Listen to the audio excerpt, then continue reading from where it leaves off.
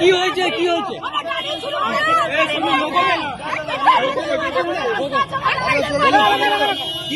বন্দ্যোপাধ্যায়ের মিছিলে আমরা গেছিলাম, সেখান থেকে বাসটা আমাদের নামিয়েছে, আমরা এখানে হল্ট করেছি, আমরা দাঁড়িয়ে আছি এখানে। আমরা সেই আমরা পাখি দলীয় পতাকা নিয়ে দাঁড়িয়ে আছি। এখন আমরা অনেক এক্ষুনি আমাদের